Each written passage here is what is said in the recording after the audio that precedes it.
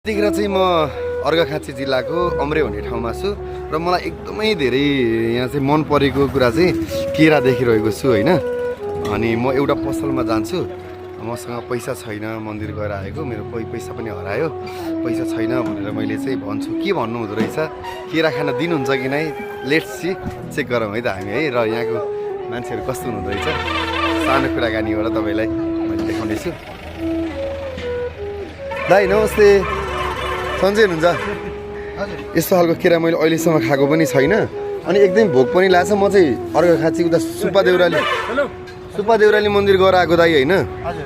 मलाई चाहिँ एकदम भोक लागेछ। फर्केको चाहिँ किन भन्नु न, मेरो पैसै हराएछ कि। अनि पैसा हरायो थाहै पाएन, भोक पनि एकदमै लागेको थियो। मलाई एउटा केरा खान दिनुहुन्छ कि भनेर के।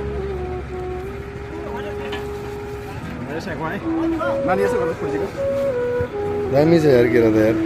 दाइ मसँग पैसै हरायो होइन, मलाई एउटा केरा खान दिनुहुन्छ कि नै भनेर के।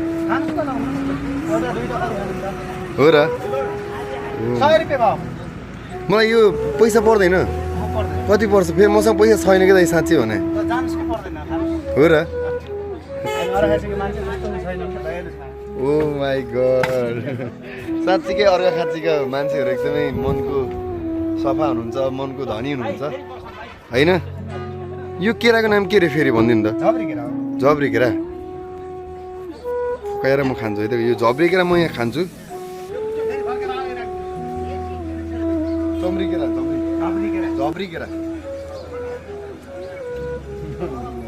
मिठो। हाम्रोतिर मालवा केरा पाउँछ, हरियो केरा पाउँछ, यो झम्री केरा पाउँदैन। उतातिर नल हरियो जस्तै हुन्छ अनि मालवा हुन्छ होइन। तर दाइ एकदमै धेरै धेरै धन्यवाद यार हजुरलाई यार। दाइ मसँग पैसा छ होइन, मैले चाहिँ चेक गरेको।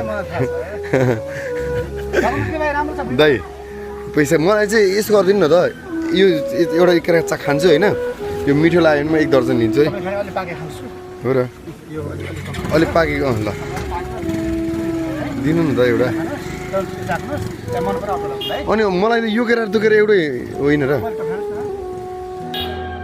अर्घाखाँचीको यो ठाडा होइन, अमराई भन्ने ठाउँमा म चाहिँ आएको।